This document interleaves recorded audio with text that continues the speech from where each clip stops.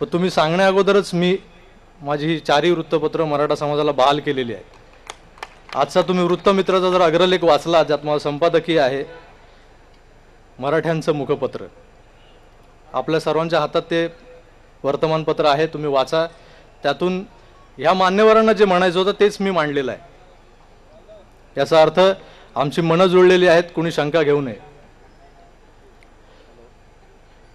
मराठा आरक्षण हे आर्थिक निकषावर मिळावं यासाठी मराठा आरक्षण संघर्ष समिती आणि अखिल भारतीय मराठा महासंघ अतिशय त्वेषाने, निकराने आणि जोमाने लढतोच आहे।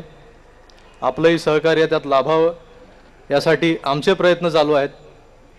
माझी वृत्तपत्र सतत या लढ्याचा, या संघर्षाचा पुरस्कार करताना मराठा समाजातील विविध विवाह मंडळांचा, वधूवर सुळांचा या वृत्तपत्रांच्या माध्यमातून पुरस्कार करत आलेले आहेत।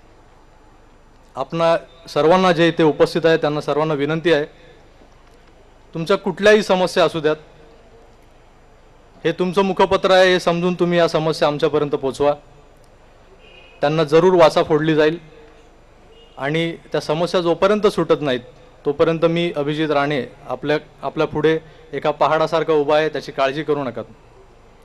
तुमच्यावर येणारी प्रत्येक संकटना झेलण्यासाठी मी समर्थ आहे।